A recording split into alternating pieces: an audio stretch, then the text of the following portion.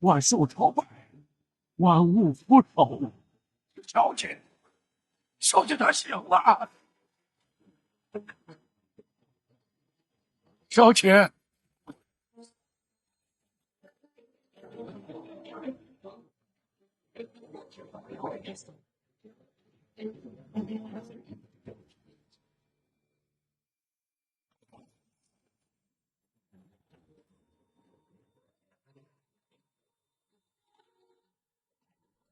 小姐，您这是？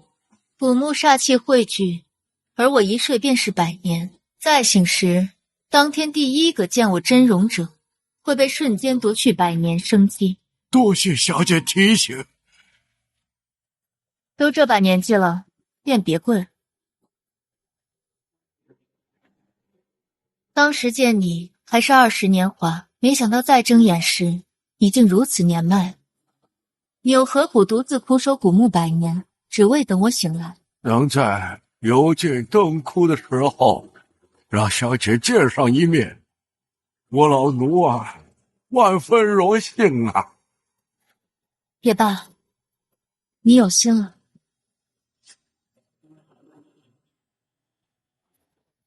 那就再陪我100年吧。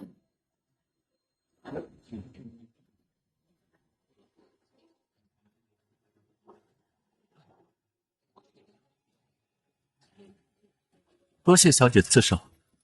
扬州孙魏4家后人何在？小姐，100年前是您出手庇护这4族，他们曾经许诺会将最优秀的后人送来给您当仆人，以还救命之恩。可我等到现在，至今没有等到他们的后人。如今100年已过，他们如果再不兑现承诺的话，恐怕他们4族便会大难临头。他们4族恐怕还不知内情，还真以为小姐只是想要人过来伺候你呢。他们不敢回我的约，应该另有隐情。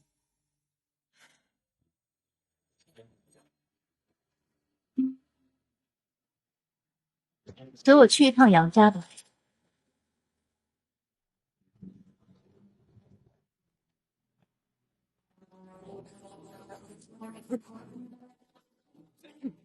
这封信是怎么来的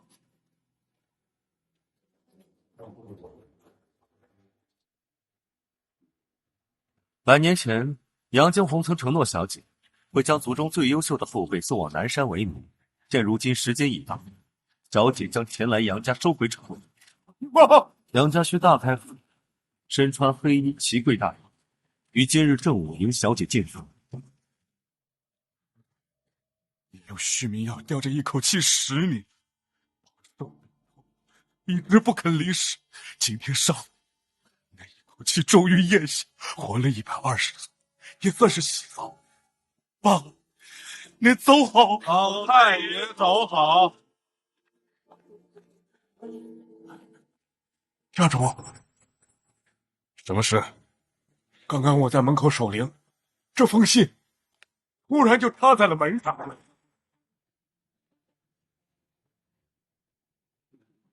信上说，100年前老太爷答应过要将杨家最优秀的后人送到南山，给一位小姐为奴。今日正午，他要来杨家收回承诺。多年前爷爷确实说过，我是他最优秀的后辈，等我成年之日，就将我送给小姐。我杨家没有这福气啊。爷爷，虽然我身患隐疾，但并不妨碍我为奴为仆啊。可因我身患隐疾，一直没送终。感觉去当奴仆只是爷爷的说辞，他就是想让我去给一个年过半百的老婆婆去当男人。您是我们最优秀的儿子，怎么能给个不知道从哪儿冒出来个女人当奴仆，更何况……不可妄议，爸生前并没有跟我说过这件事，更没有提及要将子义送给……等等，你说要将子义送去哪儿？南山。南山？真的假的？老太爷在卧病之前，曾在每年的7月7号都会携带重礼去南山一趟。莫不是那位神通广大的小姐就住在南山？小姐？是啊，老太爷曾经说过，我们4家能够昌盛100年，全靠这位小姐的扶持啊。不错，爸生前最大的遗憾就是没能见到小姐一面。如今他老人家已经过世，我也不确定送子义为奴的承诺是真是假呀。老爷子最疼爱子义，怎么舍得让他给人端茶倒水？依我看呢，这送信来的肯定是个骗子。哎，妈，既然是以小姐的名号来的，不管是真是假，都不可拒之门外。已经正午了，速速去开府门。是。一个还不知真假的货色，就知道你这么为祸，而且子义怎么能给一个女人当奴仆？杨长风最近对我格外冷淡，莫非真的是在外面有了女人？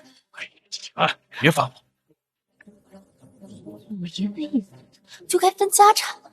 这个关键时刻，你非要把一个女人接进杨家，到底想干什么？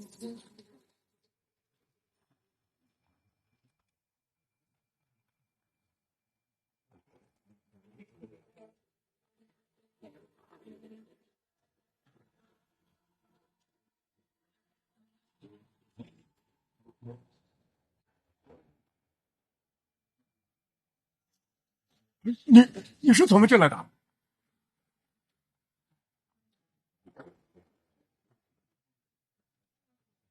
我若想进杨家，对我来说不过是无人之境。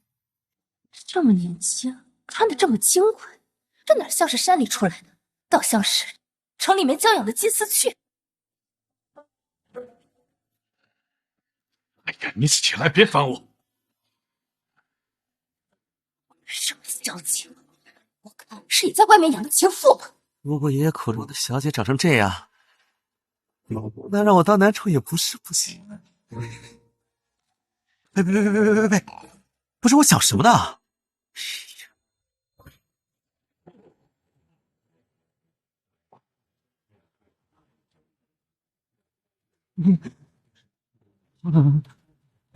哎，我怎么跪下了？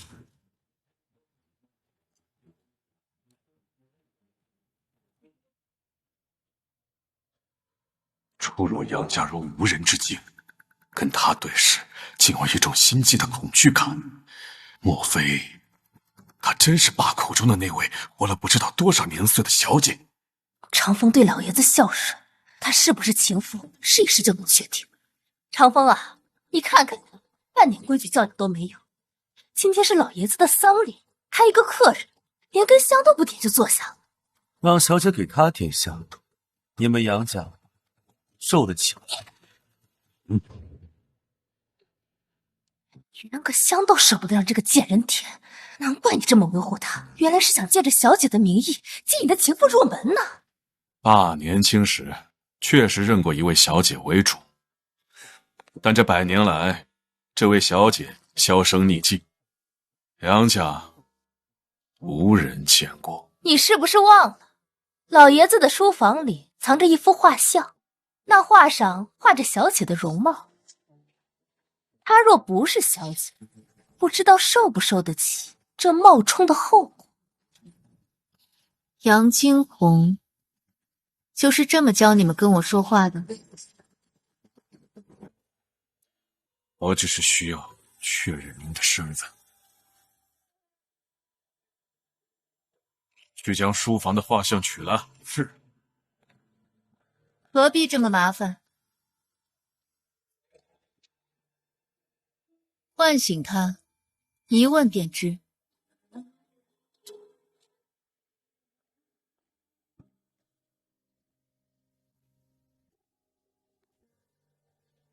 我一睡便是100年，你又何苦强行续命，吊一口气只为见我？也罢，便让你再见我一面，就当全了我们主仆情谊。安着！我家老太爷生前遭受数年折磨，不肯咽气，如今寿终正寝，也算是喜丧。在没有看到画像确定你的身份之前，不能让你惊扰到他老人家。还在装，想借着小姐的名义，把这个情妇光明正大接进门供着，你做梦！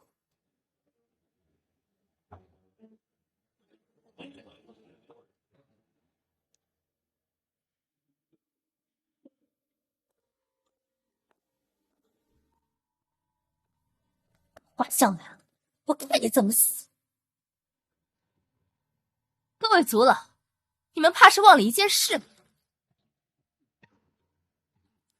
你说你是老太爷的，可据我所知，那位小姐神通广大，无所不能。而你呢，从进门开始一直以面纱遮脸，你是冒充的吧？放肆！小姐行事，请容尔等忘记。还在这儿，大白天的用面纱遮脸，不是冒充的，就是毁容。诸位，无论是哪一个，她都不配是小姐。如果小姐真被毁了容，那我是不是有可能从男宠升为正宫了？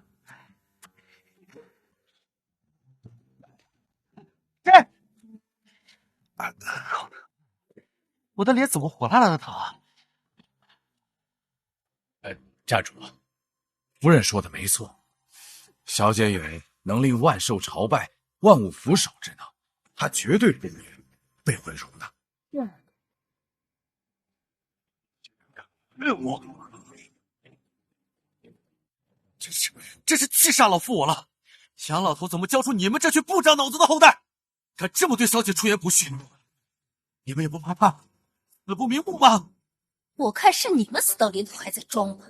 可惜今天有画像在，你这情妇休想全身而退。你要不是心里有鬼，大白天蒙个面纱干什么呀？古墓煞气汇聚，而我一睡便是100年。再醒时，当天第一个见我真容者，会被瞬间夺去100年生机。我就说嘛，这早不来晚不来，老爷子一死你就来了。一只不知天高地厚的金丝雀，想飞进豪门当凤凰也就算了，还想让我儿子给你当奴隶，也不看看。怎么了？那一家好些，杨少凤现在已经确定他不是小姐了，让他赶紧滚出杨家。家主，夫人，画像拿来了。画像给我。这画像里就是小姐的真容，你的身份是真是假，一看便知。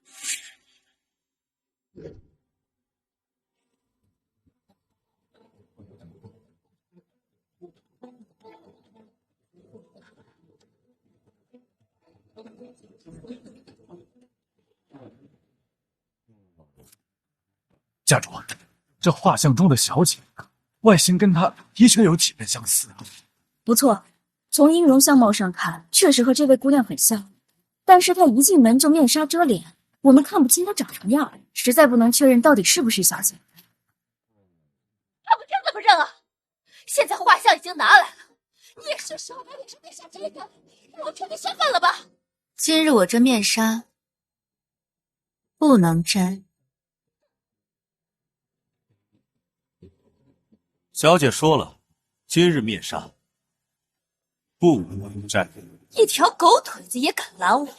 你这么紧张的阻拦我，是怕他被我戳穿了真面目？你们被我杨家乱棍打死！无知小辈，小姐在古墓中沉睡100年，她醒来当日龙颜聚集煞气，我怕你没这个命承受目睹天颜的后果。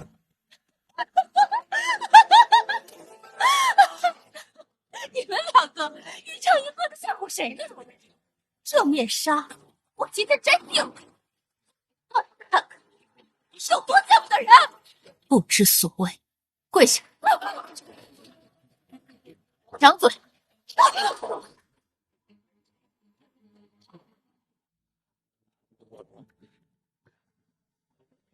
你对我做了什么？杨家与我主仆一场，你现在悔过，我可以破例饶你不走。破例饶我？哼！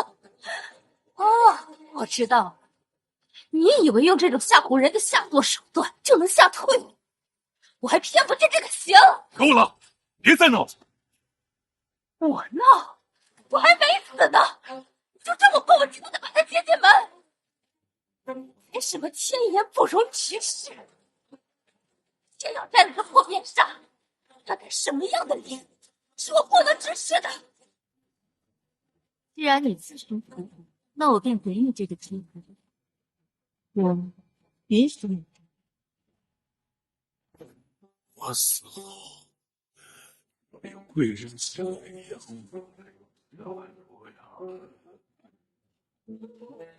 别说。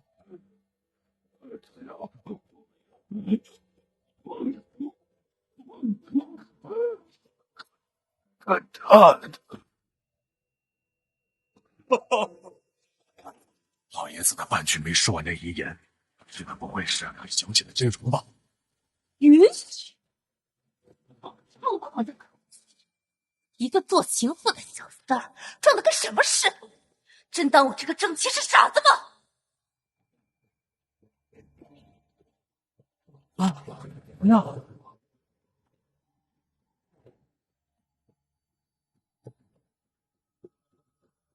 啊！你刚刚莫名下跪被扇耳光，这些都证明她不是普通人，恐怕真是小姐。您说的没错，更何况殿临死前交代的那句遗言，却跟他有关。收手，千万不要意气用事啊！杨长风，到现在了，你还拿我当傻子耍？他都已经找上门了，把我这个当家主母的身份我逼上。杨长风，你不理解我吗？到底在胡说什么啊？真弄鬼！今天我就让你知道，在我这个正妻面前耍小聪明的下场。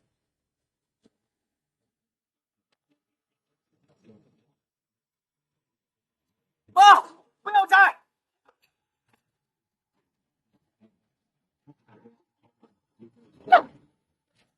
这面纱呢？我也不摘了，也没出现什么我承担不了的后果呀。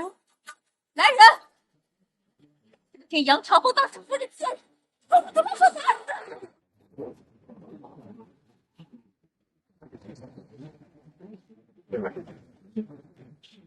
我是骗个骗而已，巧合吧？好端端的，怎么会突然这么大的声响啊？你们有没有听到什么声音啊？这是仲宁，我好像听到了，正在那对老太爷说的万寿筹办。家主，你快看他的脸！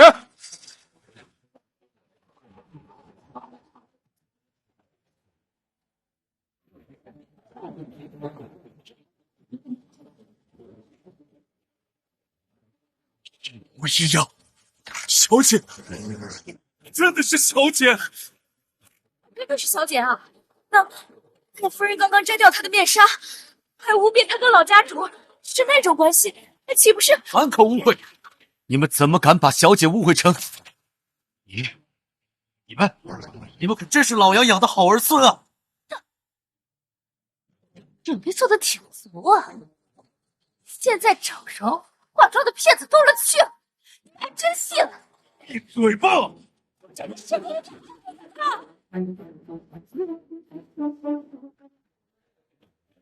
这面纱我已经摘了，什么后果，什么报应，我一个都没有看见，你还有什么可狡辩的？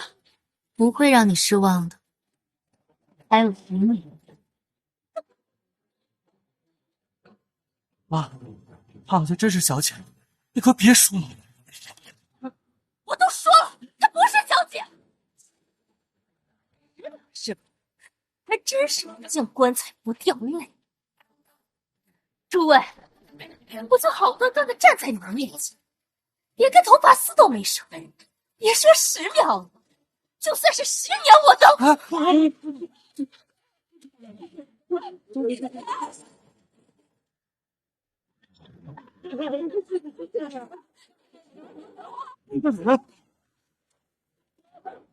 这是怎么了？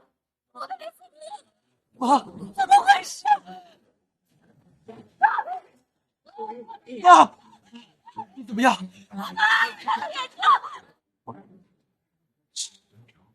整整10秒，这不可能是巧合，真的是小姐。医师，快叫医师过来！医师，我妈的眼睛怎么样？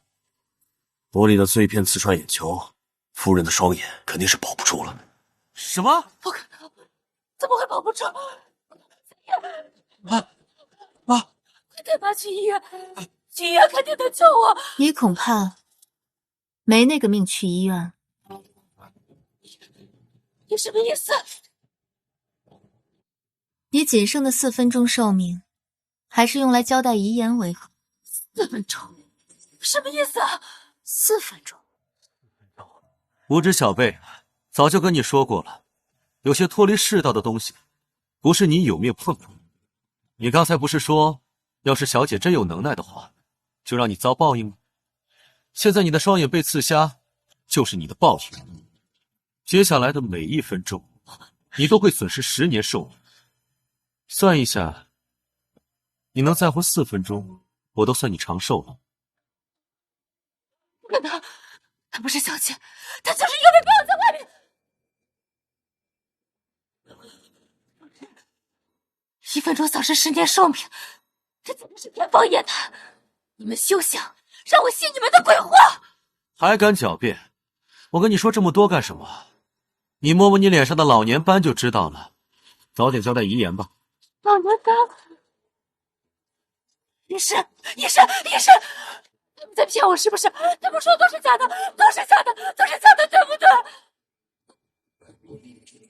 夫人，你脸上的黑斑确实像老年斑，而且你的五脏在飞速的衰竭，恐怕活不过3分钟了。妈，怎么会这样？难道她真的是小姐？是我误会她了？可我也只是摘了一条面纱而已，怎么就受伤到死了？我又不是故意的。爸，你以为她是谁？我当时必以为杨家百年昌盛的林饶小姐，如此谨慎，自寻死的路，也要拖上整个杨家。过来！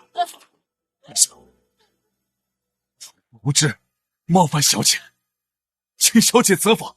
请小姐责罚。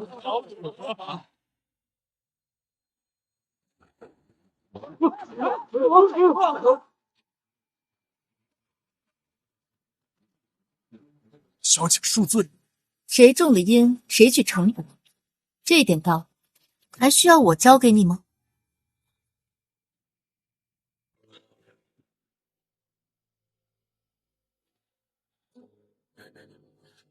你自己造的孽，没人救得了你。林饶小姐，是我有眼无珠冒犯了您，我真的不知道你就是杨家的小姐。我要是知道，我绝不会拆你的面纱。我知道错了，求求你救救我，我不想死。你真的知道错了吗？是，我知道错了，我不该说那些冒犯您的话，我该死，是我有眼无珠，我该死。求你宽容大度，原谅我这一次，饶了我吧，我再也不敢了。不，你是怕死。田州可补，不准亡寿。我给过你机会。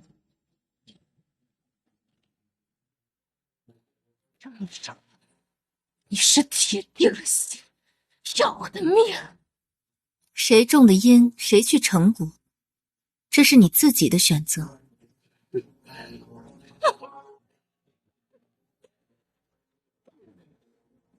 说到底，我不过是沾了条破面纱而已，看一眼又掉不了手，你凭什么要判我死刑？我已经都下了双亿，还不够吗？你为什么要不依不饶的？你可别忘了，我是子毅的母亲，你就怕我？让他说。我是杨家的主母，子毅的母亲。林让小姐，你今天要是不救我，不会让他认你做主。妈，你在说什么呢？我可是爷爷约定子毅啊，难道你就眼睁睁看着你母亲丧病吗？现在你就告诉林小姐，告诉她，如果她不救我，你这辈子都不可能认她。你错了。我要认错了。揍你儿子给小姐为奴这件事儿，还是当年老杨跪在地上3跪9叩求来的。你真以为什么人都有资格给小姐为奴？没眼力劲儿的东西，比起老身当年差远了。所以，不是小姐逼着收的，这个机会是老太爷自己求来的。怎么会这样？我又弄错了。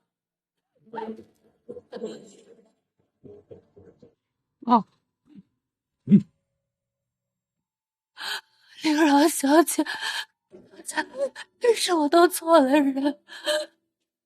我现在同意让子怡认你为主。求你，看在你和老爷子主一场的份上，求你救救我！谁种的因，谁去承果。我渡不了你。求你，小姐。哦，妈，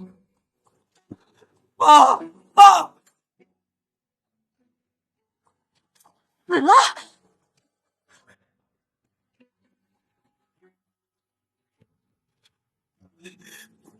我跟爸都说了，她就是小姐，你为什么都是疑神疑鬼的？作孽，不可活！冒犯小姐，得此下场，是他分封自受。以后杨家家谱再没杨夫人，将她抬下去。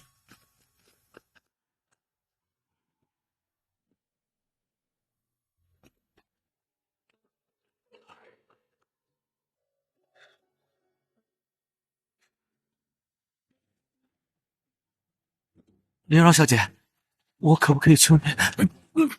杨家祖训，全族上下一切以小姐为主，这一切都是你妈自作自受，不该求的事情不要求。我还想问一下，我妈给我存的那一批古董藏在哪儿了？给杨某眼拙，没能第一眼认出小姐，还让无知蠢妇出言冒犯。杨家杨长风向小姐请罪。来替奴向小姐请罪。培养出你们这样一群后代，可真是杨惊鸿的福气。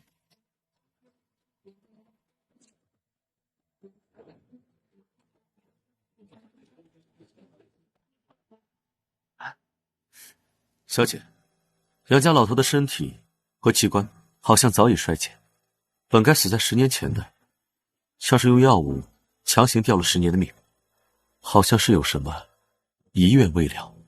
他是怎么知道的？小姐身边的一个奴仆都有这种眼力见吗？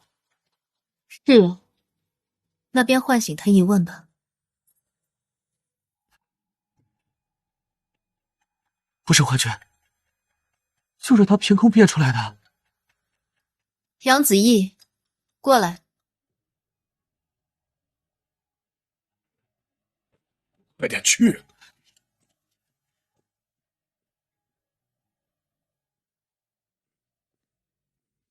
把药喂给他。啊。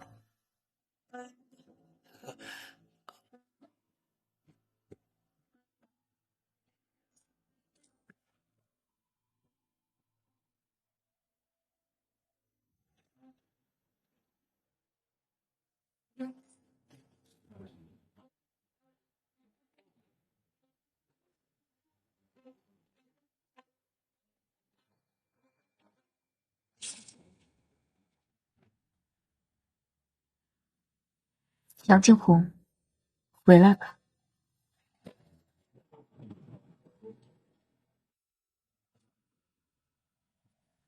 杨惊鸿，回来吧。爷爷，爷爷，爷，我不是在做梦吧？我还误会爷爷，爷爷想让我当男宠，我真该死啊！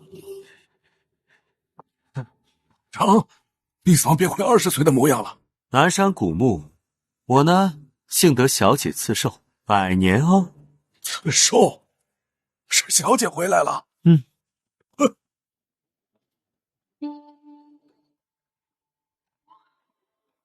真的是小姐，10年了，我终于等到这一天了。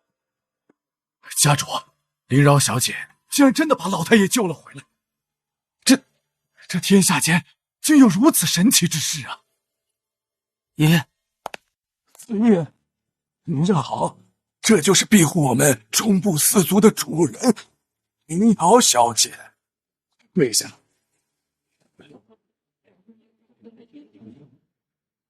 别陪人，我以为再也没有机会见到小姐一面。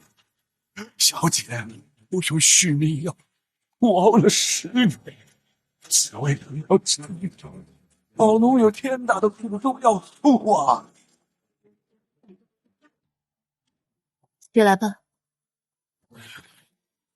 100年前，我点杨家为4族之首，将龙鳞扇留给你，以保4族趋利避害。说说吧，4族现在是什么情况？小姐，魏家叛变了。叛变？他魏家是怎么干的？魏家的养父为气多端，从我手里骗走了龙鳞扇，惨为敌人。龙鳞扇，这是什么东西啊？不知道啊。父亲曾说过，此扇为金龙片所制，一扇保一人顺风顺水，2扇助一家逆风翻盘，3扇扶一族逆天改命。小姐竟然有如此神异之物，我们杨朱村卫4家得益于小姐的庇护，成为中部顶流世家。可是没想到魏家贪心不足，魏魏皇子找到我，说魏霆锋病气缠身，管我借龙鳞扇3天。我念他也是小姐庇护的4族，就把龙鳞扇借给了。没想到3天以后，我去他家要，不但不将宝扇归还，还要杀我灭口。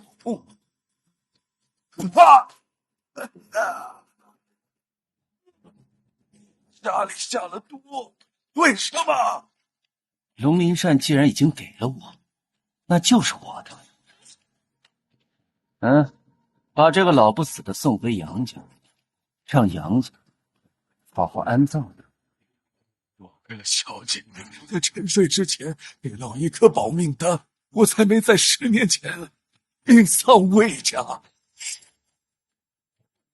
小姐，魏家夺走了龙鳞扇，杀我灭口不成，到后来又倒打一耙污蔑我，现在孙家跟朱家都说我背叛了小姐，可我断绝了来往。魏霆锋，他是怎么敢抢小姐的东西的？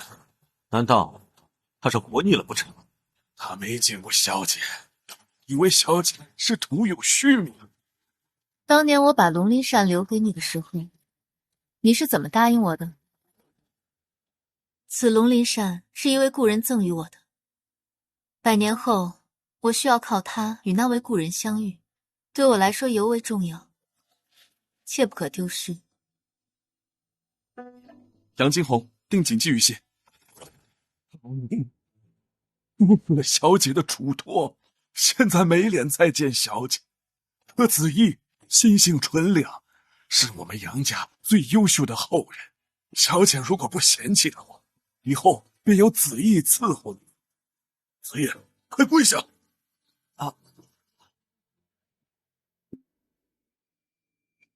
四族再难齐心，便难以昌盛。以前的承诺便作罢了。从今以后，我只会在四族中挑选一人跟随于我。爷，小姐这次出事，是打算扶持义奴了吗？他这是没看上我，当奴仆都看不上我，不当就不当，跟谁稀罕似的。小姐，魏霆锋神机妙算，他怎会蠢到如此地步去抢龙鳞扇？换他过来便知。朱正英、魏霆锋、孙无畏，速来杨家见我。什么？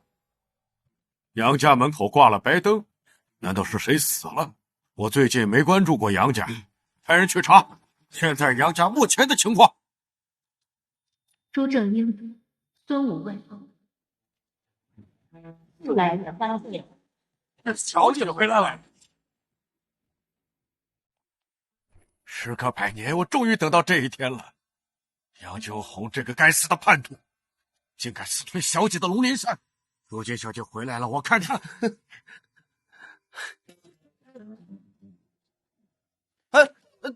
爷爷，差点把你忘了。给我换套正装，我们去杨家伺候小姐。爷爷，您又疯了！我堂堂中部朱家少爷，您唯一的宝贝孙子，您让我去伺候人？你这小兔崽子！爷爷，您可别忽悠我，说什么灵饶小姐掌控生死，无所不能，我才不信！你个小兔崽子！我们朱家能有今天这样的地位，全靠灵饶小姐的庇护。能给她当奴仆，还是当年我哭着跪着求来的？你看，爷爷，您就是年纪大，被骗子忽悠了。这世上哪有什么无所不能啊？你去不去？别打！我去。好，去就去，还掌控生死，看小爷怎么拆穿你！我不去，我去，跟我去呀！我孙骁今天就是死在这儿，也不能给一个老太婆当奴仆。爷爷，您就死了这条心吧！臭小子，再敢对小姐不敬，我扒了你的皮！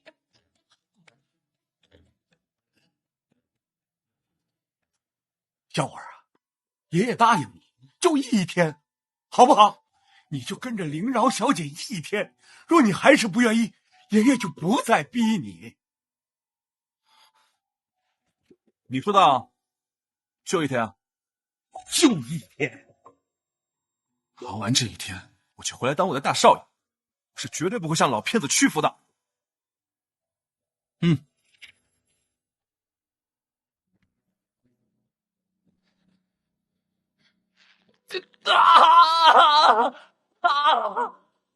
等小姐回来，她会替我跟爷爷报仇的。你们都被我关了10年了，还这么嘴硬。我被魏家收养这么多年，从未见过什么能耐通天的小姐。我们还小姐，只到临头还敢下手。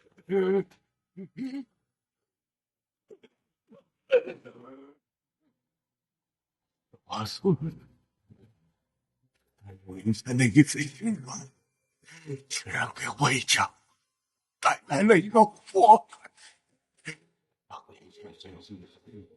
求着让我收留的孩子，还是长出了苗条。杨子不设防，被他偷听到了龙鳞扇的深处，不仅害他了杨家，还害得龙鳞扇被这杨子骗走。兄弟，我有罪，我愧对于你啊！当年也是心疼你，把你带回来，没想到带回来一个祸。你不仅将魏家据为己有，还骗走了小姐的龙鳞扇。小姐不会放过你的。魏峰，收手吧！现在将龙鳞扇送回杨家，放了我跟恒儿，还来得及。否则小姐……老东西，还敢拿你那个小姐吓唬我？要是真有那个人，他早就来救你们了。怎么可能？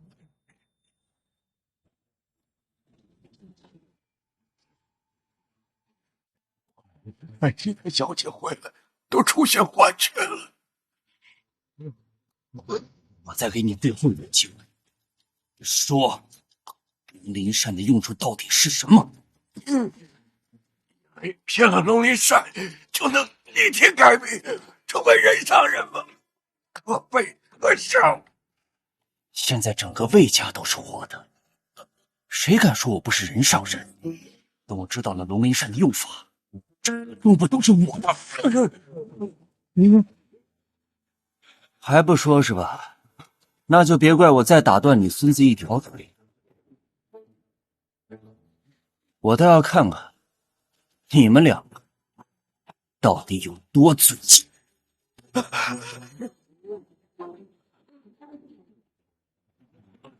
魏景公又来杨家见我。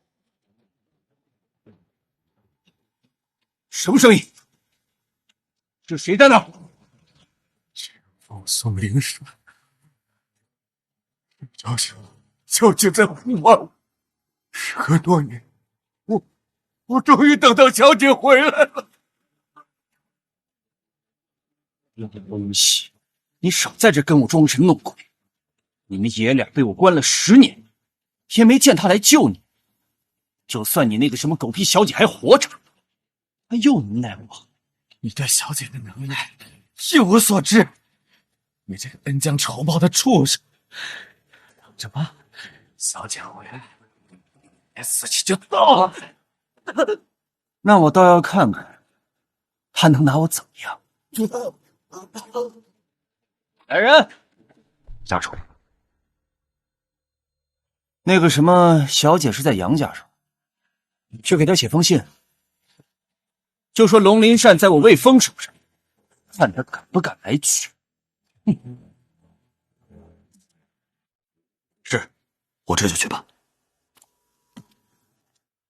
你们两个心心念念让小姐来救你，我这就给她一个送死的机会。为了龙鳞扇的用法，我跟你们耗了也有10年了。既然你们宁死不肯说，那就让你们那个被称作小姐的老女人来。如果她也不说，你们就都一起死。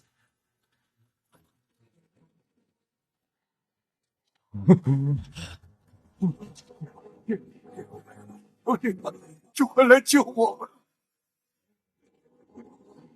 爷爷，对不起，识人不清，让你受了10年的耻辱。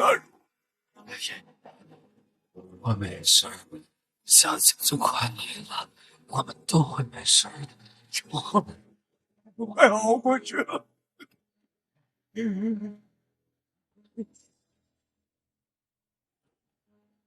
一群蠢货！当初我是怎么交代你们的？凡是登门的贵客，必重礼相待。结果你们却让那个蠢妇冒犯了小姐。妈已经自食恶果，爷您就别就你，小姐已经给朱家和孙家传了信，他们2家马上就会带着孙子来登门。你给我长点眼，这个奴仆的资格必须是我们杨家的。爷爷，那林瑶小姐明显就是瞧不上我，我又何必受脸去贴冷屁股呢？多少达官贵人割破了脑袋，都想见小姐一面，都见不上。滚！快滚去伺候小姐休息。要是当不上小姐的奴仆，我们就断绝爷孙关系。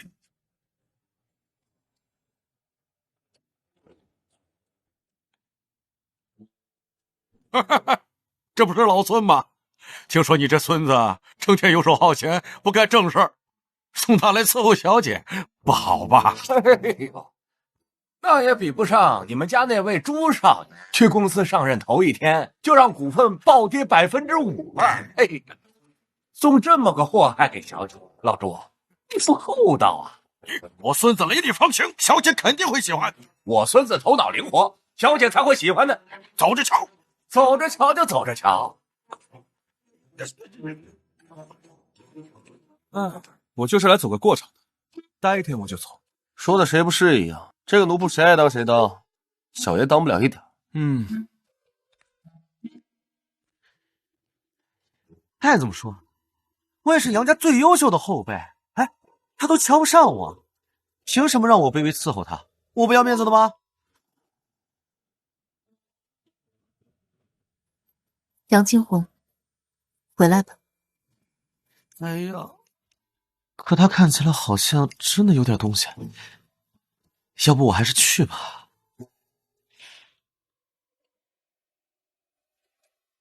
哎，不是，要是他嫌弃我不收怎么办？少爷，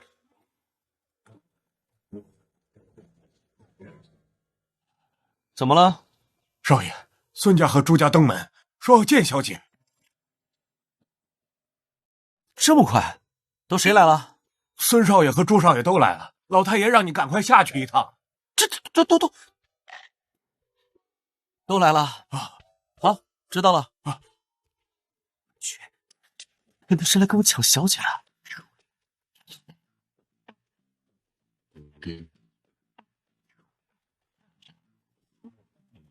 那这么正式，头发还做了，小姐瞧不上我归瞧不上我，你们怎么能有这么龌龊的手段跟我抢啊？哎，不行，我也换套衣服。杨金红，你这个叛徒，你竟然还活着！你将龙鳞扇占为己有，装病不见客，小姐怎么没收了你？杨家门口挂白灯，我还以为你死透了呢。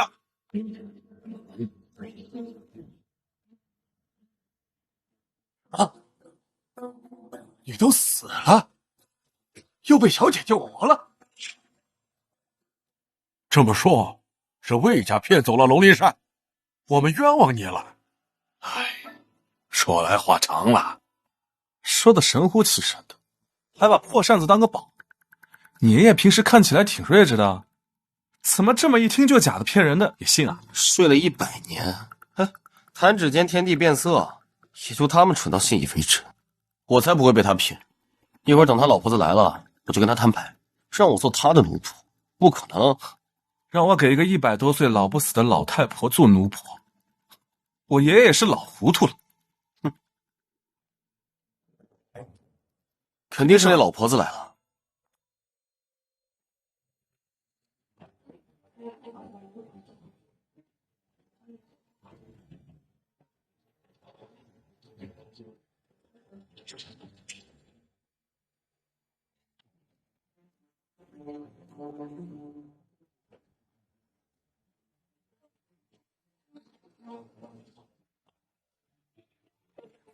这不能吧？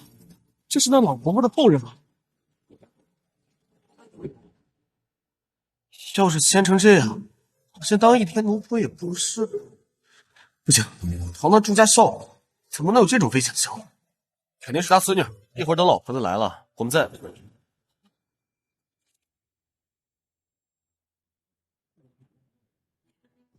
小姐，弹指100年，我们终于等到你了。小姐，你终于回来了。谢小姐。都年过100岁的人了，就别行如此大礼，坐下吧。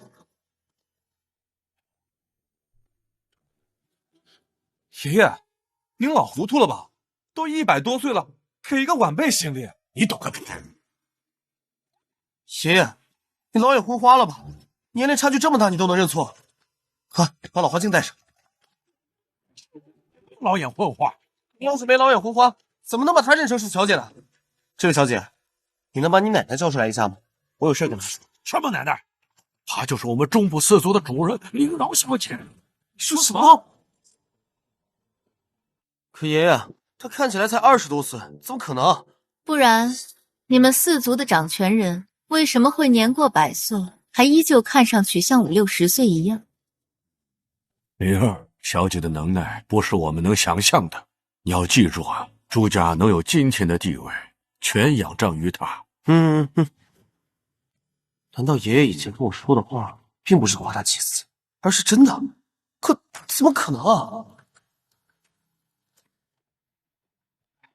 现在的爷爷看他年轻，是因为他保养的好。你看他呢，活了100多岁，怎么可能这个？肯定是爷爷为了让我服从编造的谎言，我才不会上当受骗。等着，这就跟他摊牌。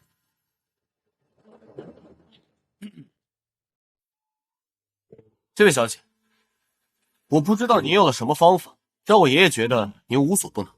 可是今天，我严肃的告诉你，我朱林就算被打死，都不可能。小姐，老太爷，魏家刚刚送来一封信。你就是那老不死认的狗屁小姐。龙鳞山就是我的儿子，魏霆锋跟他孙子被我折磨了10年，一直在等你来救你，就是不知道你敢不敢。都多久没有人这么跟我讲话？我就说嘛，怎么敢有人亏欠小姐的东西？原来是魏家养了这么一个愚蠢无知的养子。魏霆锋的样子改变了，难怪这10年我从未见过魏霆锋，原来另有隐情。区养子也敢亏欠龙鳞山。小姐，你这次出事，身边已缺少个手脚麻利的后辈，不如叫我孙子陪你一起去魏家吧。爷爷，我还没有。小姐，我孙子头脑灵活，让他陪你去比较合适。你孙子不学无术，我孙子才合适。孙子粗心大意，我孙子才更合适。我孙子合适，我孙子合适，我孙子合适，我孙子合适，我孙子还合适，我孙子合适。那你看这两家，为了在小姐面前多露脸，都要干起来。要不来了吗？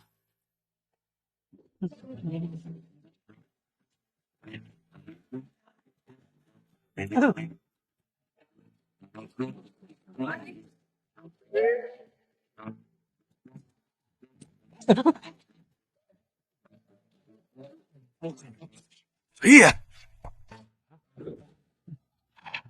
小姐，这就是子义，纯良周正，是您最合适的人选。你弄丢了小姐的龙鳞山，最不配的就是你。滚！小姐都没说什么，你喊什么？子义最配，我才配！我配！配什么你？别吵了，我都说了我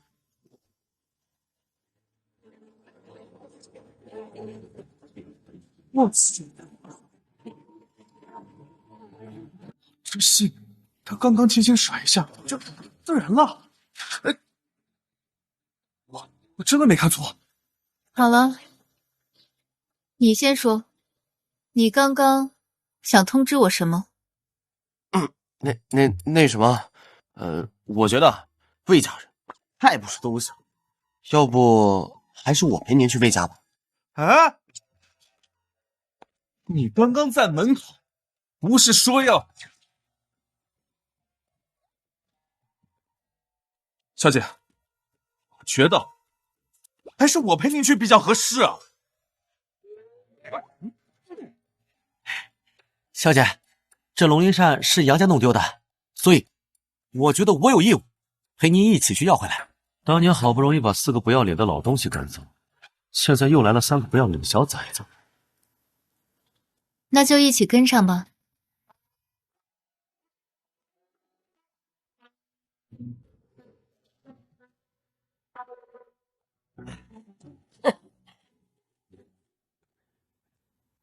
刚刚是谁说的？打死都不当奴仆，现在贴上去，脸疼了吧？谁说要跟小姐摊牌的？怎么，现在见到小姐能力不凡，又要舔着脸留下来了？你要脸，有种就别啊！行了，咱们3个确定要内斗吗？你什么意思啊？啊！小姐，请上车。我去！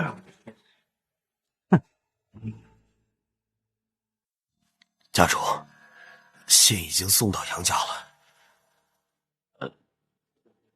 上面的人说没有看到年过100岁的老太婆出门，应该是不会来救人的。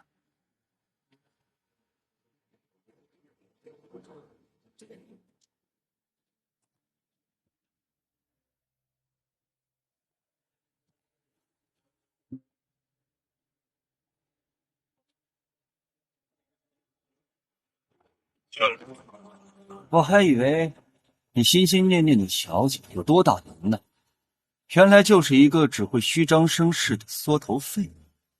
你不是等着她来救你？她来了。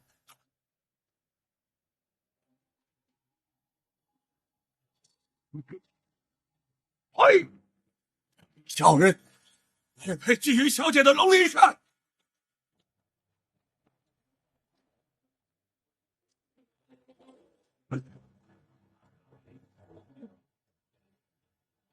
龙鳞扇是小姐当时交给杨家保管的，爷爷又不是杨家的当事人，他怎么可能知道龙鳞扇的用法？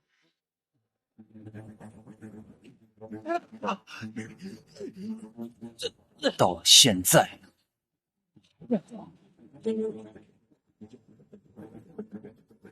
你们四族都是一条心，他能不知道吗？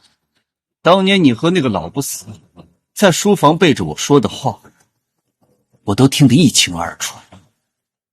芳儿，你记住了，小姐借给杨家的龙鳞扇，一扇便保一人顺风顺水，二扇能助一家逆风翻盘，三扇能扶一族逆天改命。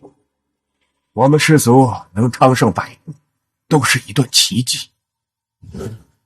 你们魏家在100年前就是一群低贱的马奴，能一跃成为顶流世家，靠的就是龙鳞扇。这些都是谣言。谣言？哼，到了现在还不说，那你跟你爷爷活着也没什么价值。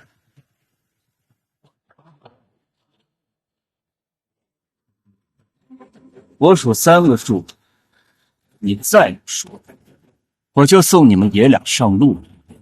魏霆锋，你可就这么一个宝贝孙子，你想好了？3、2、1。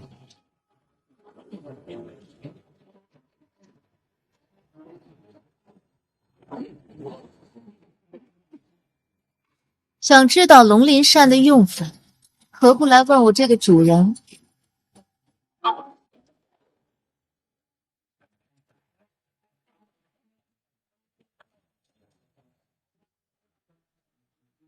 小姐，小姐，真的是你吗？小姐，这就是庇护我们四族的主人吗？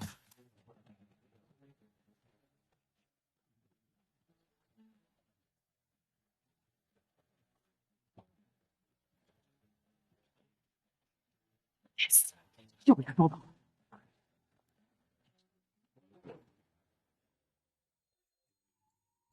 我不过是睡了一觉，怎么把自己搞得如此狼狈？老奴识人不清，是为小姐的奴才，丢了小姐的脸。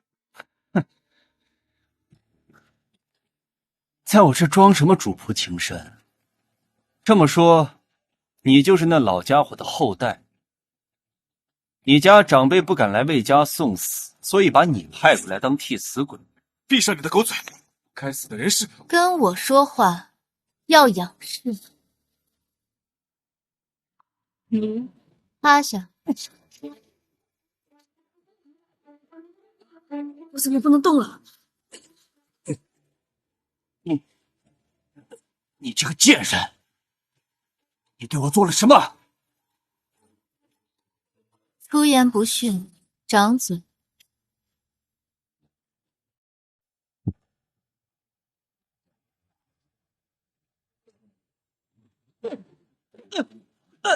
是不是又被他撞到了？你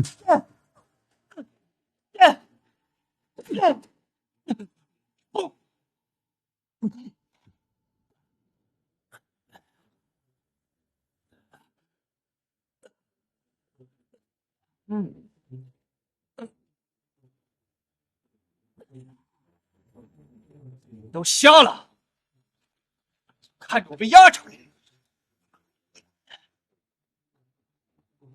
你很好，怪不得敢来魏家送死，是有两招弄虚作假的手段。我要看看你到底有几斤几两。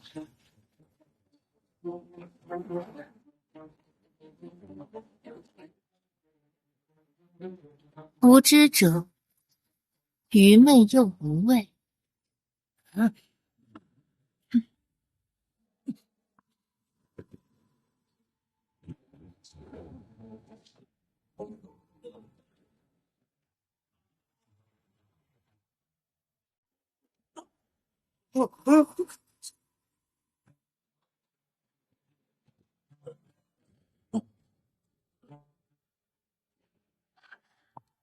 我怎么又可以动了？家主，家主，你怎么样了？你懂中医，快来看看家主的伤势。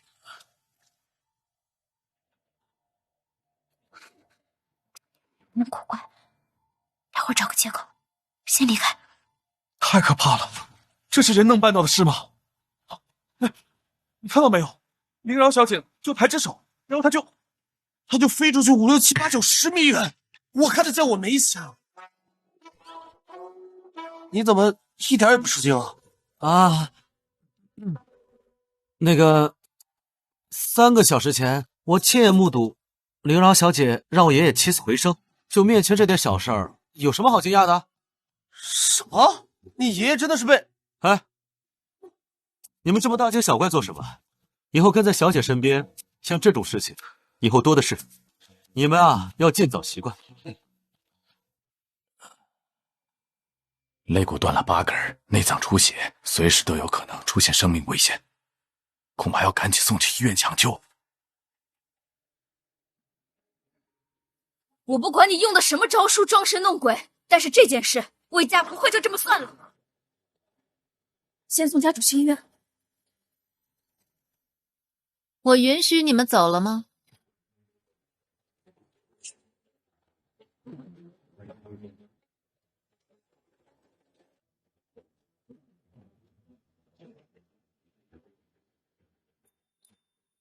桂芳，你昨天不是说等着小姐来问你去龙鳞山吗？怎么现在变成缩头乌龟，想跑了？小姐，龙鳞山就在他的手上，不能让他跑啊！他走不了。打不抗啊！跑什么跑？不过都是些忽悠人的把戏，吓得你们连动都不敢动了。不是的，家主，这个女人她有点古怪，我们刚才分明都动不了了。一群没用的废物！你还真有点弄虚作假的把戏，但是你要以为老子是吓大的，那你就错了。你要是现在把龙鳞扇使用的方法告诉我，我还能饶你不死，否则别怪我动真。龙鳞扇认主，你动不了，也没这个命动。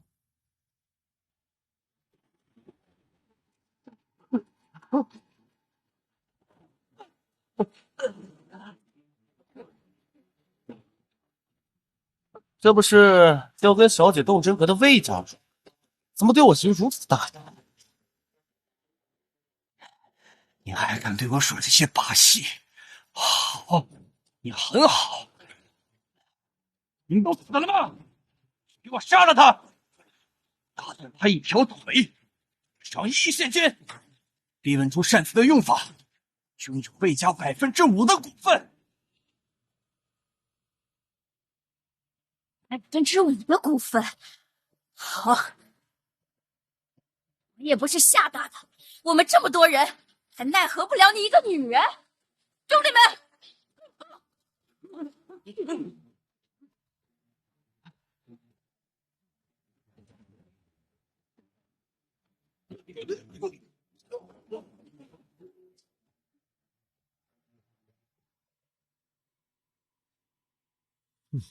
他们都消失了，这就是爷爷口中的能让天地变色、万物如水的小姐吗？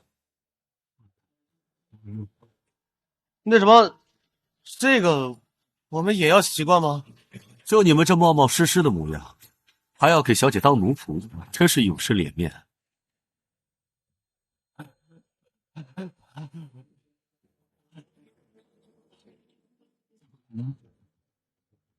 他们没死，这一定是障眼法。对，出来，都给我滚出来！他们做了什么？到底是谁？小姐不是说过，她就是龙鳞扇的主人，魏霆锋100年前贵认的小姐。这不可能！这个老不死的今年100岁里，他认的小姐年龄不可能比他小。这个小姐怎么可能才20多岁？一介蝼蚁，又怎么能想象出天人的实力？我早就警告过你。老奴恭迎小姐回归。他真的是魏家的主人？这不能！你对小姐的能耐一无所知。你这个恩将仇报的畜生！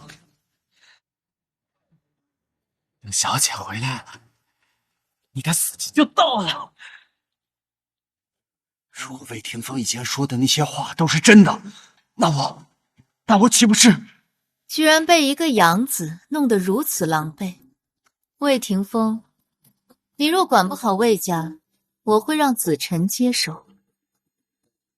请小姐放心，不会再有第二次。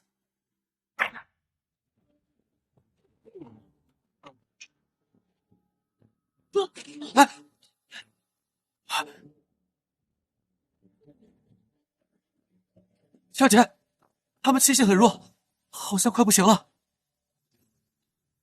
有我在，他们死不了。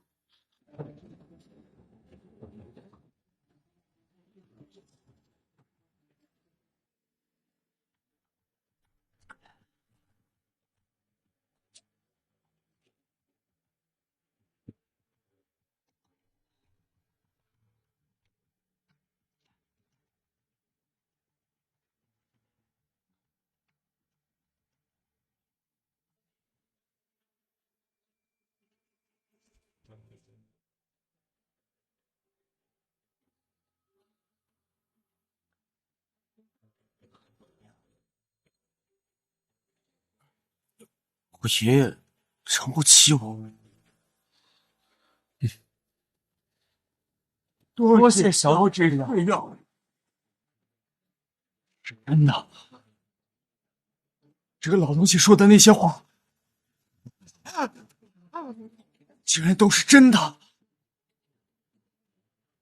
你既姓魏，所犯之事便交由魏家处置，但龙鳞扇之事，是你交上，还是我亲自去取？还有龙鳞扇，只要我不交出龙鳞扇，就不敢拿我当个药。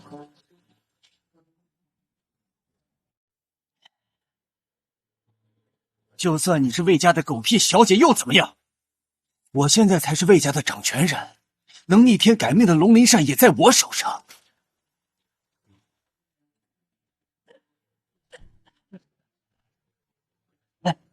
我未必怕。死到临头了，嘴还那么凶。这么说，是要我亲自去取了？整个魏家，只有我知道龙鳞扇在哪。你想要取扇，必须通过我。不过，我把龙鳞扇交给你也不是不行。你把他们两个杀了，再扶持我做4大家族的人上人，否则，你这辈子都别想得到龙鳞扇。大不了我就把它给毁了。即是残烛，也想为自己争一分生机，但你实在太高估了自己。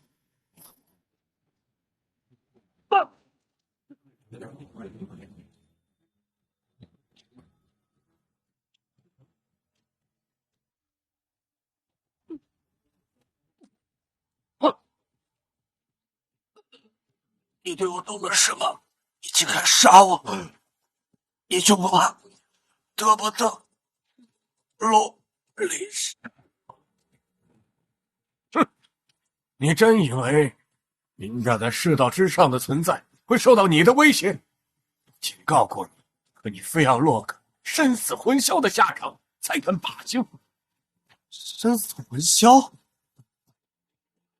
我们这也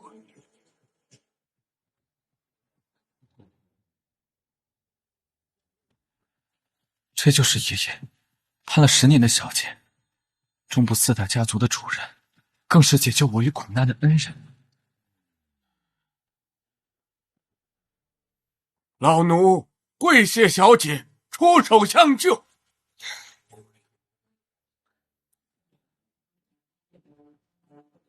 小姐，100年前我曾承诺过，将族里最优秀的后辈送给您为奴。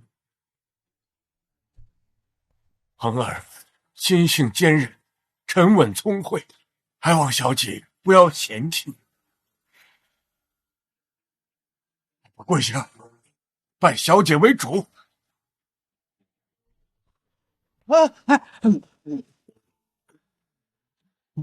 就是来跟我抢小姐的。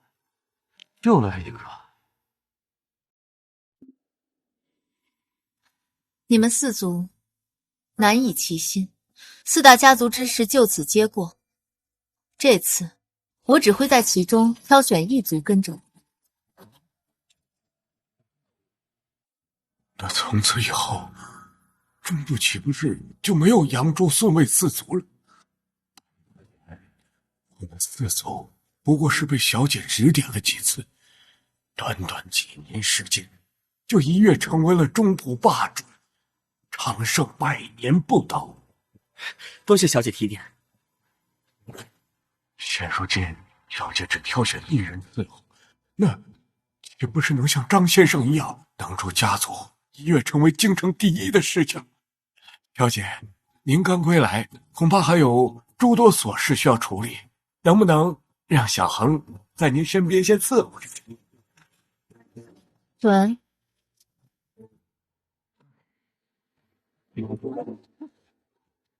多谢小姐。笑得这么大，只有把头日镜子亮，不算什么好东西。我是第一个见到小姐的，这个奴仆的位置必须是我的呀！我得想办法在小姐面前。哎，小姐，魏家养子死了，那您丢失的龙鳞扇怎么办？让姓杨的小子先跟小姐打招呼。万物有灵，自有万物为我指路。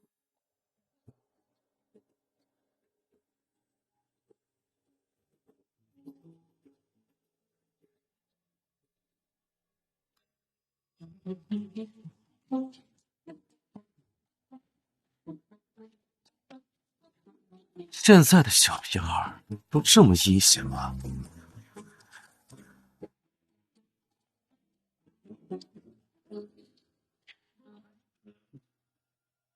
这就是我爷爷一直跟我说的万物扶手。啊，看到没有？万灵开路，这就是咱们的小姐啊！放开！谁跟你咱们小姐？那明明是我的小姐。龙鳞扇之事虽与你无关，但也起因于你。处理完魏家家事之后，去领30棍族法。老奴遵命。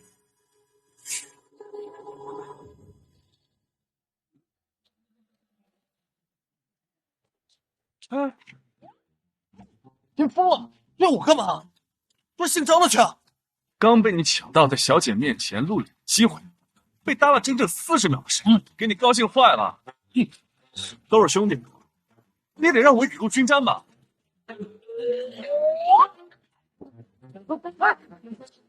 回来！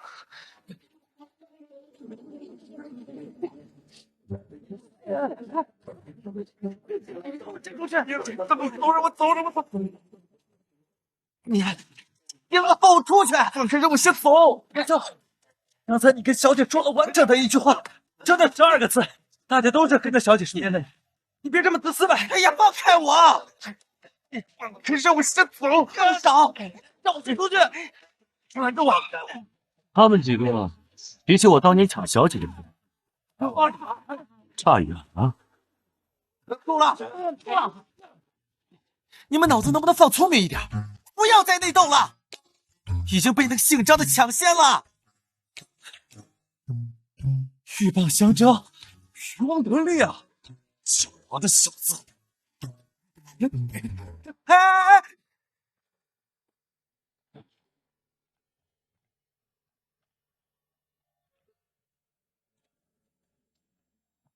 这是魏峰囚禁我跟爷爷的地方，我在这里待了10年。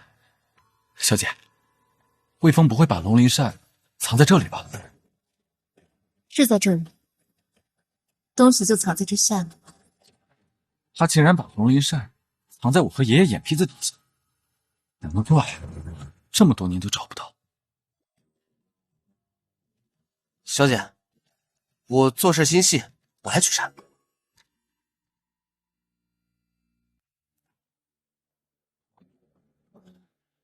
小姐，吃那个东西。小姐，吃那个东西。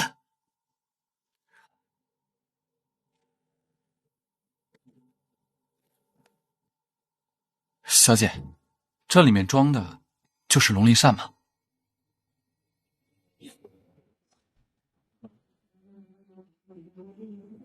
就这么一把小小的扇子，一扇能保一人顺风顺水，2扇能助一族逆风翻盘，3扇能扶一族逆天改命。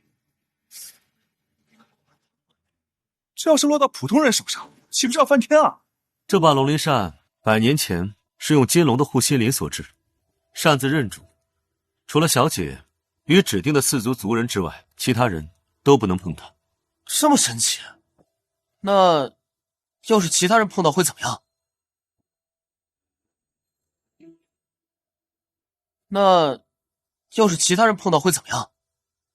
其他人若碰了它，便会冰寒入骨，霉运缠身。不出意外的话，1年之内便会家破人亡。这扇子竟有如此灵效，难怪能得到小姐的重视。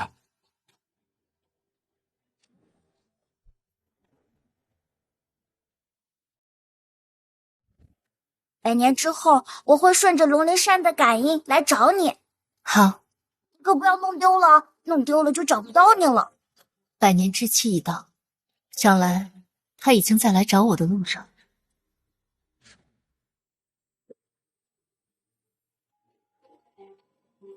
小姐，有什么不妥吗？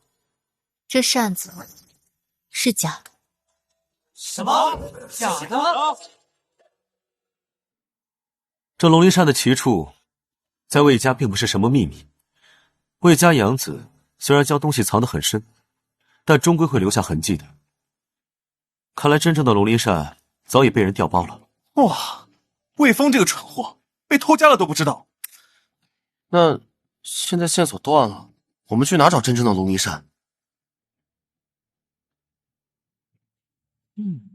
正愁找不到刷脸的机会，这不就来了？最后留在小姐身边的只能是我。哎，小姐，这龙鳞扇是我们杨家弄丢的，我愿意倾尽全力帮你把龙鳞扇找回来，我只需要1个月时间。小姐，龙鳞扇丢失，我们魏家责任重大，请给我一个赎罪的机会，我只需2周时间。小姐，我人脉广，我只需1周。哎，小姐，我绝对，你我来，小姐，是啥任务？小姐，我来，我来吧，小姐。站定，外人触碰必将灾祸不动。既然你们有这个心，查找龙鳞扇一事便交给你们了。1天之内，我要看到结果。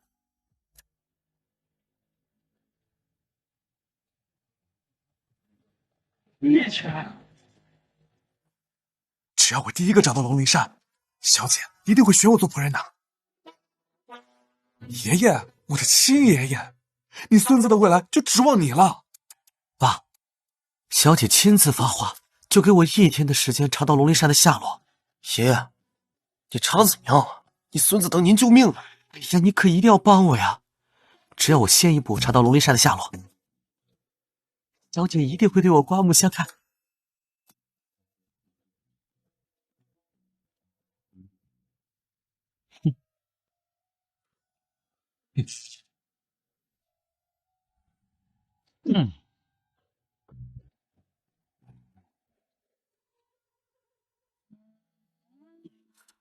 这都6个小时过去了，一点进度都没有。这一届的奴仆可真差劲，我身为小姐的忠实奴仆，也该我主动为小姐排忧解难了。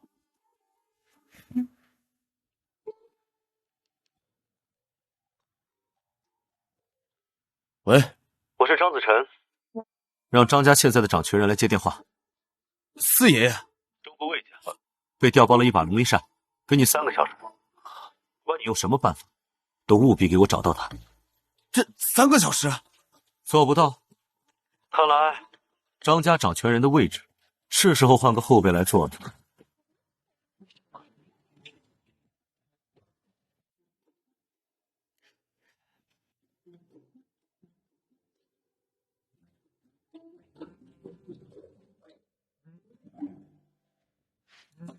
肯定是我爷爷查到龙鳞扇的消息了。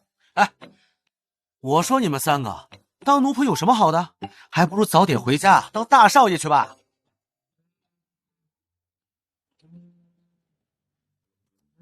当奴仆不好，你怎么不回去当你的大少爷？鹿死谁手还不一定呢。最后留在小姐身边的人，一定是我。少爷，我们这边查到了消息。查到了。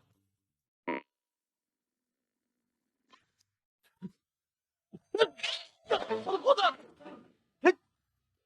谢然，你疯了！你带着我一个人来干什么？放开！哎呀，操！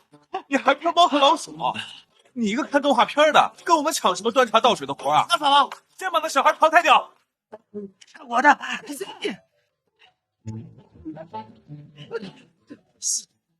干！不行！滚蛋！我给你不共戴天！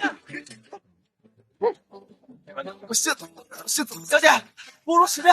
龙鳞扇的消息我也……你怎么在这儿？你怎么在这儿？看你们查龙鳞扇查得这么辛苦，作为和你们爷爷同龄的长辈，我决定了，帮你们一把。你怎么能这样？龙鳞扇我已经查到了，几位孙侄不必谢我。小姐，这是资料。老东西，真不要脸！鹬蚌相争，渔翁得利。我们4个以后还要再内讧吗？看来我们最大的敌人我最大的敌人是你们3个。现在想跟我化干戈为玉帛，等我急走姓张的，再跟你们不共戴天。好兄弟，好兄弟，好兄弟，进来吧。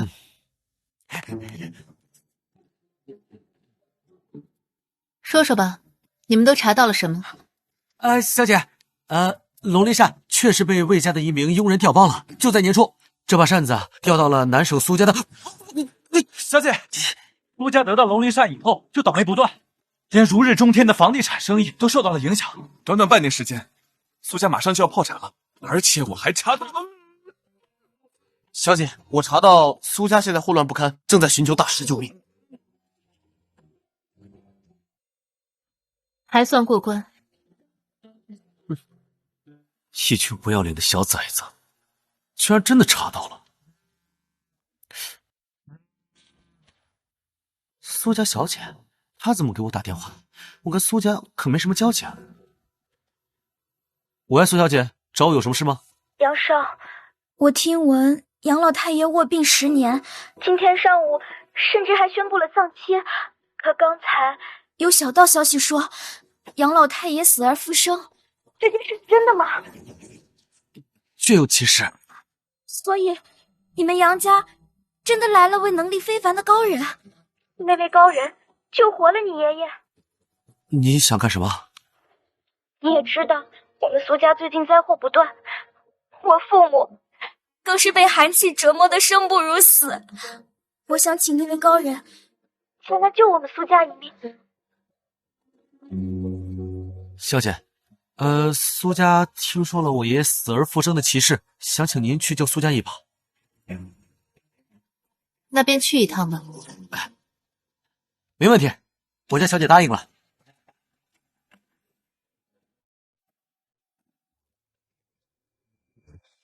动了不该动的东西，还妄想找大师化解劫数，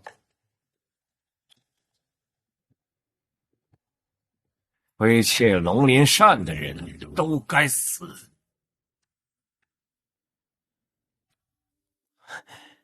大师，里边请，里边请。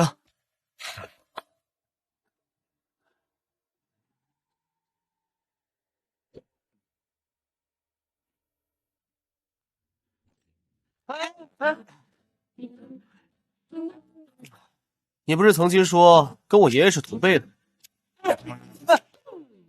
一把老骨头了，这种事儿交给年轻人吧。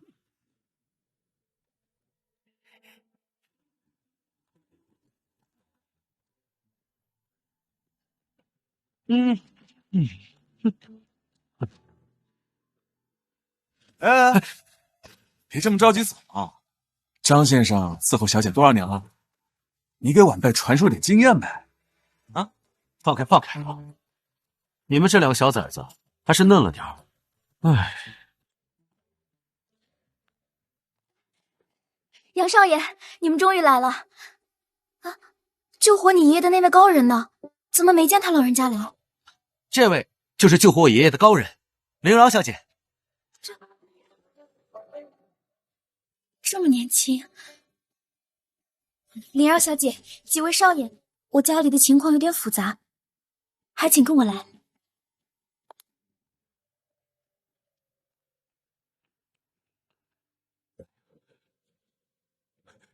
林大师，自从我们半年前得到这把扇子，就倒霉透顶啊！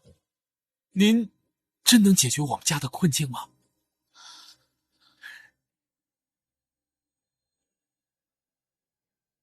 这把扇子古怪的很，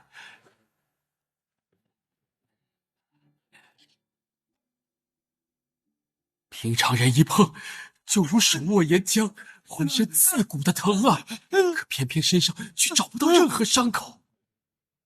林大师握着这把扇子，却丝毫不受影响。看来这回是真的找对人了。隔着手套都能感受到凛寒之气，是老大的龙鳞扇无疑了。林大师，现在我是相信你是真有本事了。自打半年前开始，我们苏家就接连倒霉，干什么都不顺，平时吃顿饭都能吃出半根断针。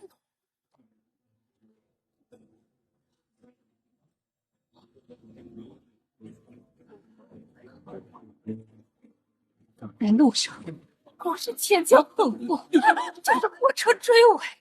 这半年来，我们真的是过得提心吊胆，尤其是到了晚上，一入夜，我这浑身的骨头就跟泡在冰水里一样，刺得发疼啊！林大师，这把扇子我已经送给你了，你可一定要帮帮我们苏家的忙啊！啊！帮你们？我可不是来帮你们的。林大师，你可一定要帮帮我们苏家的忙啊！啊！帮你们？我可不是来帮你们的。昨天老大找到我说感知到龙鳞扇被私家占有。老大，这是噬心烛，点燃烛心，但凡触碰过龙鳞扇的人，没命活着见到第二天的太阳。去吧。是。百年之期已到，难怪我找不到他，原来是有不知死活的东西横插一脚，亏借我送给他的龙鳞扇，简直找死。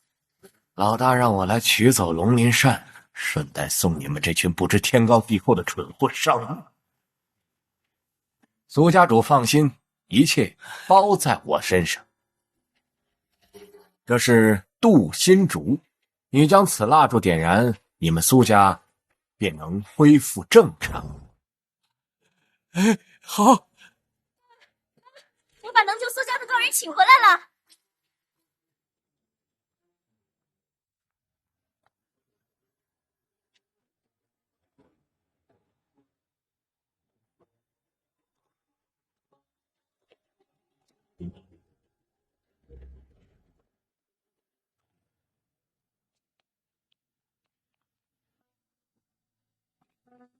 为什么我看他会有一种毛骨悚然的心悸感？比我见到老大的时候还要强烈数倍。幻觉，肯定是幻觉，他怎么可能比老大还厉害？爸，你别看林饶小姐年轻，但她是真的有本事，有她出手，我们苏家一定会好起来的。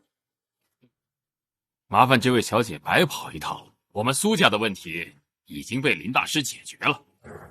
你也是，怎么不打个招呼就把人请回来了？你说的解决，就是你手里这根噬心烛。你怎么会知道噬心烛？什么噬心烛？苏家主，都说一事不请二主，你这是信不过我，还是瞧不上我？哎呀，林大师，您息怒啊！你怎么把一个花瓶带回来胡闹什么？赶紧把他给我送走！放肆！又是一个愚昧无知的老邓。哎，要不是龙鳞扇在你们苏家，就凭你们，这辈子连小姐的面都见不到。又来一个亏欠龙鳞扇的蠢货！老大送出去的东西，也是你们这群凡夫俗子有命染指的。原来也是为了龙鳞扇而来的。哎呀，很不巧啊，这龙鳞扇我已经转送给林大师了。我们苏家的问题已经有林大师帮忙解决了，那就不劳烦各位关心了，还是请回吧。他可不是来救你们苏家的。林饶小姐，你这是什么意思啊？这根噬心烛一燃，但凡触碰过龙鳞扇的人，都将活不过第二天。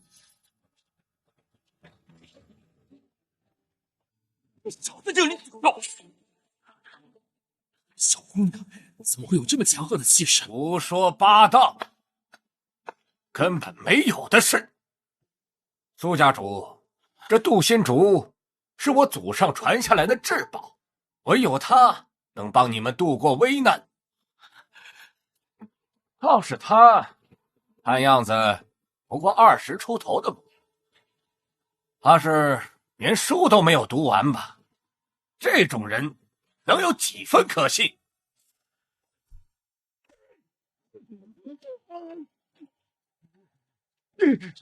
你给我做了什么？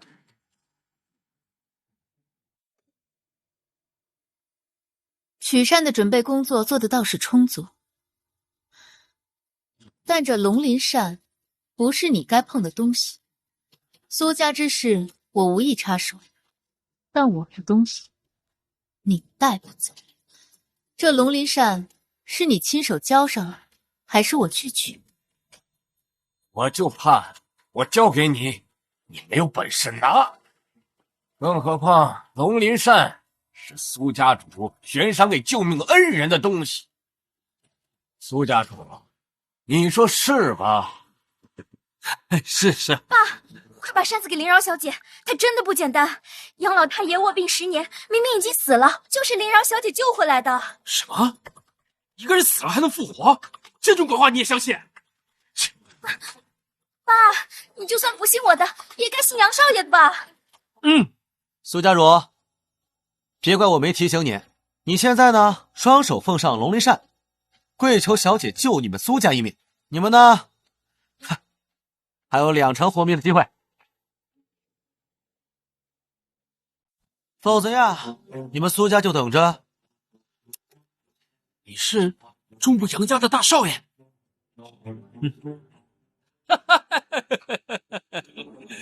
一个替女人搬凳子擦灰的狗腿子，也敢冒充杨家大少爷？爸，他真的是杨子毅，你要相信我。真是蠢得无可救药！一个替女人端茶倒水的狗腿子，怎么可能是杨家大少？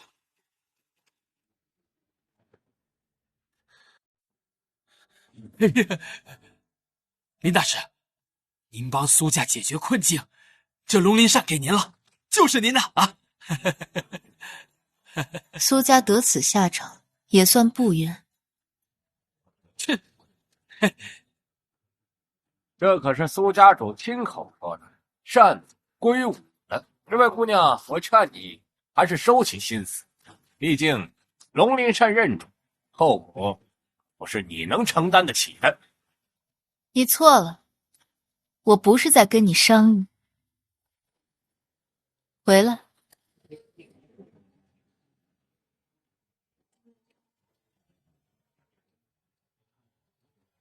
会这样？老大的东西怎么会听这个女人的话？他握在手里，怎么跟没事人一样？我是因为戴了老大给的手套，才能手握龙鳞扇。他怎么也可以？他是什么人？我告诉你，我家小姐就是龙鳞扇的主人。不要脸！明明我老大才是龙鳞扇的主人，可他给我的感觉……不能硬刚，现在回去。原来是这样。既然龙鳞扇选择了你，那我就不多纠缠。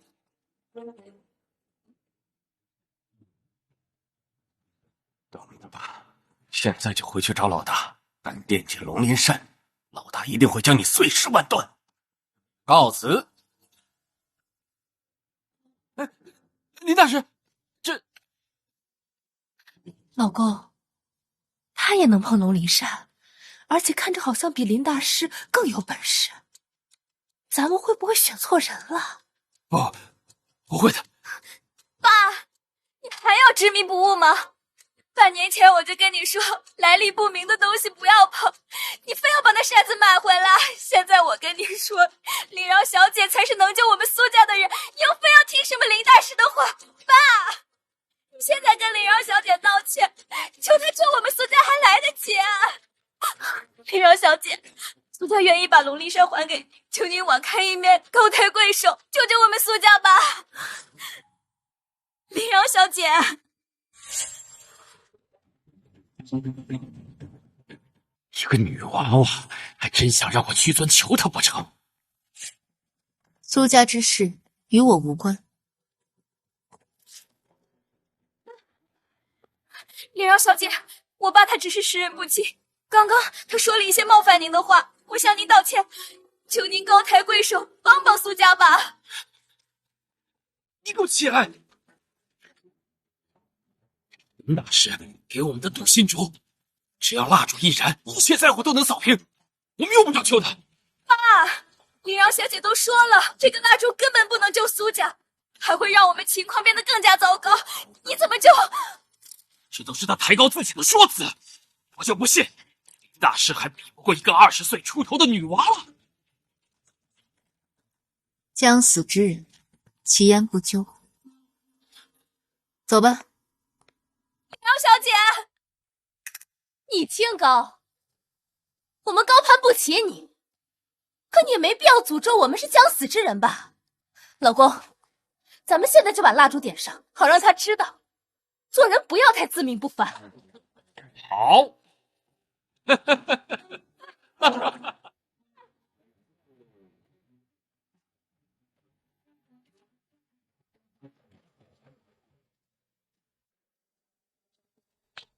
他疯了吗？非要自寻死路？欢迎林饶小小姐说的都是真的，咱们苏家就真的无力回天了。哎呀，你懂什么？笃行不义人，我们苏家将重回半年前的运势。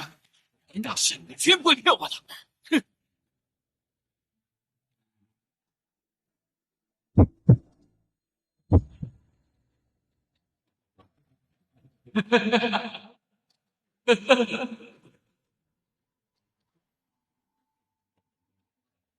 灵饶小姐，你看到了，蜡烛我们已经点了，苏家有林大师出手帮助，就不劳烦您端起架子来。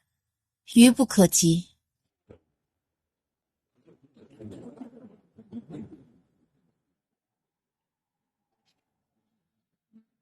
怎么突然就变黑了？我记得我妈摘下小姐面罩的时候也是这么大动静，该不会这苏家真活不过第二天吧？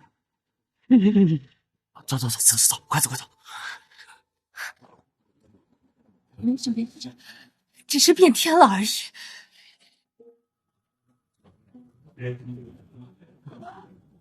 这苏家先祖的牌位怎么就突然碎了？苏家先祖的牌位怎么突然碎了？妈，这是我的传家镯子，这是我戴了30多年的镯子，怎么就这么巧？快起来！老公，该不会真的出什么事吧？应该就是巧合。那林饶刚才就……刚才的动静你说是巧合，牌位跟妈的镯子碎了，你也说是巧合。那他呢？你还觉得是巧合吗？这窗帘怎么会自燃？啊，这快去打水灭火啊！是。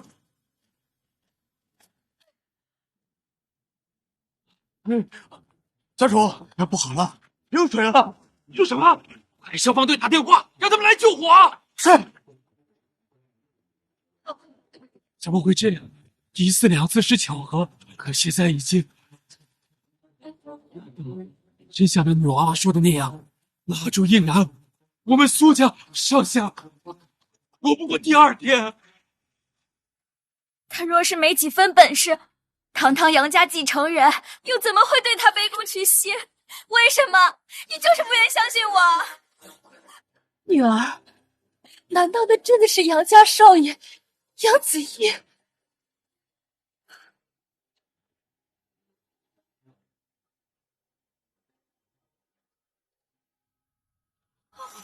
这是杨老太爷，他真的是杨大少爷。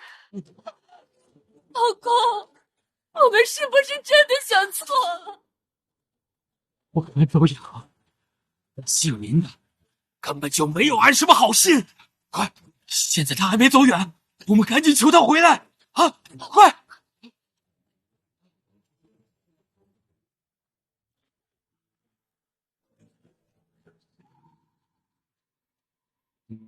小姐，该不会是那苏家自食恶果，开始反悔，来求您出手相救了吧？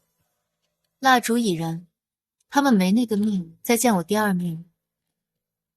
人都已经到门口了，难道还能见不到？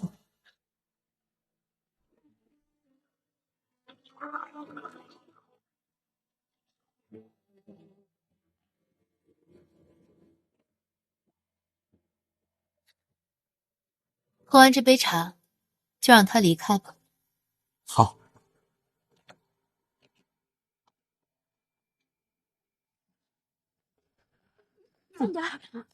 林让小姐在苏家所说的话全都灵验了。好在时间还来得及，我们马上就要见到林让小姐了。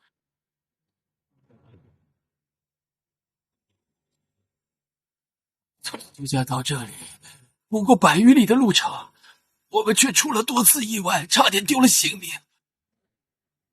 刚买的新车就爆胎，差点冲进江里，这怎么回事啊？这水箱打开来看一下。新车呀，怎么又坏了？啊，接着又遇到车祸。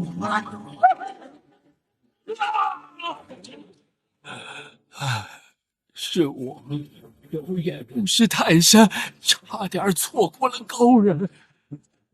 女儿，快点，带我去给灵饶小姐赔礼道歉。无论如何，都要求得她的原谅。爸，你要是早这么想，该多好啊！来得及，只要能求得灵饶小姐的原谅，一切都来得及啊！快走！爸，你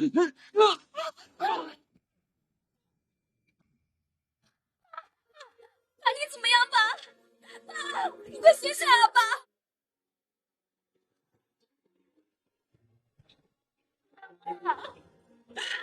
明明我们马上就要见到灵饶小姐了，为什么？怎么会这样？这不是真的！你怎么了，妈？你不要吓我！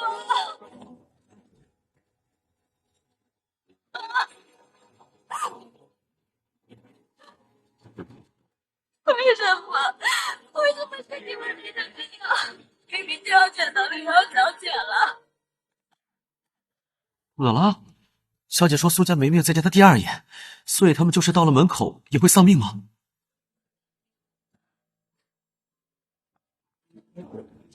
求杨少爷替我转告灵饶小姐，苏家苏雅求救，求小姐救我父母性命。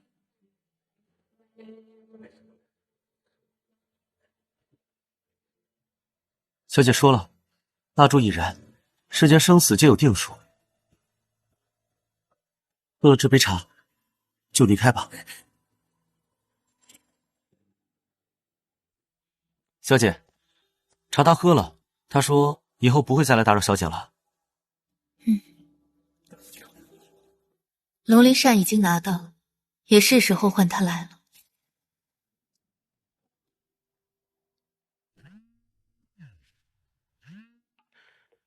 喂，少爷，咱家门口来了俩兔崽子闹事。什么？杨家出事了？好，我知道了。小姐，杨家来了2个人，话说是要灭了中部4族。老大，我都查清楚了，中部杨朱孙魏4族都是那女人的奴仆，他们没一个好东西。一群凡夫俗子，敢抢我的东西，你们通通死定啦！敢来我杨家闹事，我看你是找死！走！老大打得好，让你们那个什么狗屁小姐等着啊！敢抢走我老大的龙鳞扇，也不想想自己有没有那个命用。小老到底是什么人呢？他怎么有这么恐怖的实力？给子怡打电话了吗？我已经知会少爷了，少爷说他们马上回来。这么弱的实力，还敢染指我送给他的龙鳞扇，真是不知天高地厚。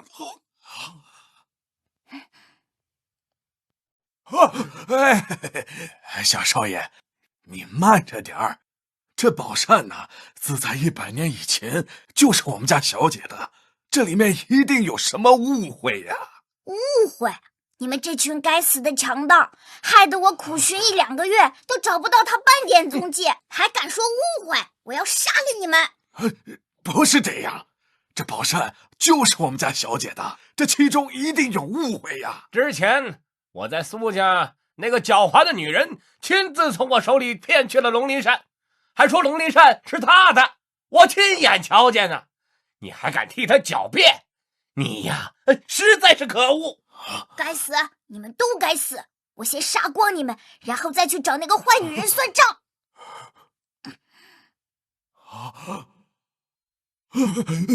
完了！我刚被小姐救醒没几天，又要死了！哎呦！你要找谁算账？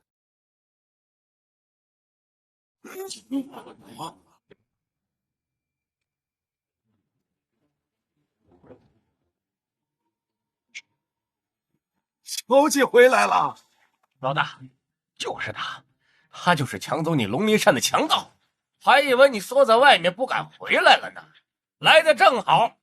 好啊，还敢回来？我倒要看看是哪个自寻死路的东西。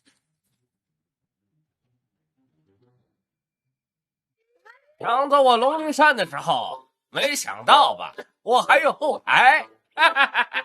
现在我老大来了，我劝你啊，速速把龙鳞扇交回来，否则我老大发起火来，后果可不是你能够承担得起的。你说抢走龙鳞扇的强盗是他？是啊，原来我是强盗啊！不是什么强盗，没有的是，主人。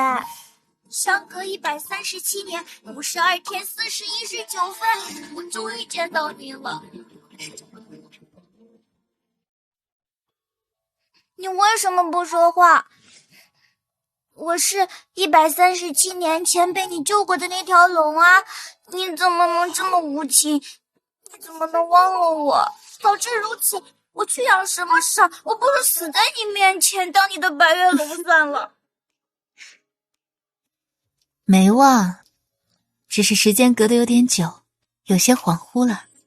真的没忘吗？那为什么我送你的东西你都不要啊？那是我最重要的护心灵啊！我只是借给他们一用。喏，现在已经还回来了。他说什么？100多年前的一条龙？不会是我想的那样吧？这下好了，又来一条跟我抢小姐的龙。跟在小姐身边1天，把这辈子没见过的事全给见过了。原来你是老大的主人，这么大的事儿，老大你怎么不早说啊？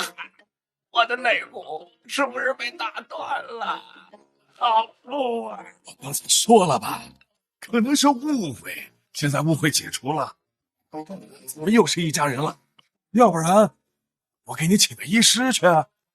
快去啊！这都100年过去了，竟然还是个5、6岁的模样，真是心机颇深，不择手段。他已经粘在小姐身上1个小时04分钟了。教练，我觉得我们有必要消化内部矛盾，先解决外甥。你说的对。主人，我这些年过得好苦，跟你离别后，我就遇到了一个叫白宁的坏女人。她剪断我的龙指甲，说要研制龙涎香。你看我的龙指甲都被她夹断了，100年才长出2毫米。龙涎香？对，她非说这个是做龙涎香的材料，简直是奇耻大辱。主人，你要为我报仇啊！龙涎香可治世间奇病，这倒是提醒了我。好啦，我看看，我们没有指甲也很好看啊。真的吗？当然。那我把剩下的2毫米都剪了，给你做龙涎香，好不好？好。小姐，我们也能为您炼扇制香。虽然我们没有龙鳞，但是我们有腿骨，你可不能不要我们啊！小姐，